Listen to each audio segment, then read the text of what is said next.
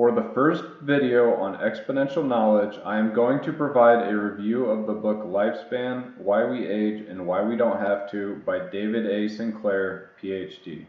I first came across David's work after seeing his appearance on the Joe Rogan podcast. David is a professor of genetics at Harvard Medical School and the co-director of its Paul F. Glenn Center for Biology of Aging Research. In the podcast, he presented some very interesting ideas in a simple and concise way. To dig into his ideas deeper, I decided to give his recent book a read and was not disappointed. In this video, I will provide a review of David's book, focusing on the most actionable pieces of advice provided. The book is broken down into 3 parts: what we know, what we're learning, and where we're going. In the first section of the book, Sinclair gives a general summary of human attempts at longevity so far, going all the way back to Ponce de Leon and the search for the fountain of youth. He explains what science has and has not been able to learn about aging up to this point, highlighting some key errors such as the antioxidant theory, which some people still believe to this day despite little evidence. Sinclair then describes his belief that curing aging is easier than curing cancer, and his information theory of aging, which compares the disintegration of DNA to a scratch CD. Sinclair believes that aging is the result of DNA losing information, the same way the information on a CD becomes hard to read when its surface gets scratched. He also believes that, like CDs, DNA can become unscratched.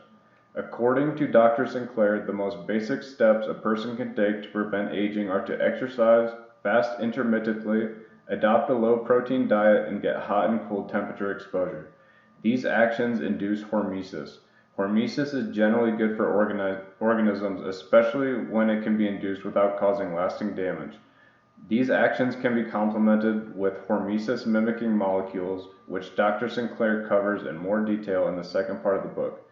Part 2 of Lifespan is titled What We're Learning, the Present. In this section of the book, Sinclair discusses the current best practices for expanding human lifetime expectations.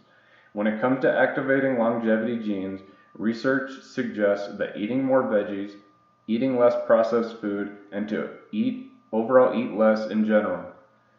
According to Sinclair, the one surefire way to stay healthier longer is to eat less often.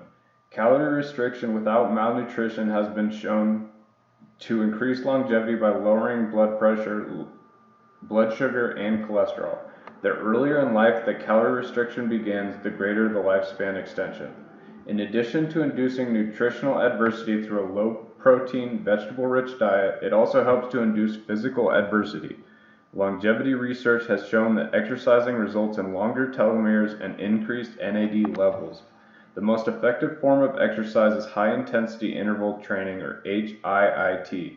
An example of HIIT is to walk the straights of a track and then sprint the curves. To further induce hormesis, you can walk the straights and sprint the curves in the freezing cold. Sinclair wraps up the second section of his book with a discussion on which molecules people can ingest to mimic the effects of diet and exercise-induced hormesis. Sinclair discusses chemicals that are produced by plants in times of stress that can mimic exercise or diet to extend lifespans. Of the molecules included, rapamycin is the most consistently successful compound for extending life. Others include metformin and resveratrol. These molecules affect the mTOR, AMPK, and SIRT1 pathways respectively. In the third and final section of the book, Sinclair talks about where the future of life extension research is headed. He believes that the longer we live, the greater chance we have of benefiting from radical medical events that we cannot foresee. He calculates that for every month you are able to stay alive, you will gain another week at the end of your life due to advancements in life extension technology. 40 years from now, it could be 2 weeks. 80 years from now, another 3. It's hard to predict what kind of advancements are possible. When technologies go exponential, even experts can get blindsided.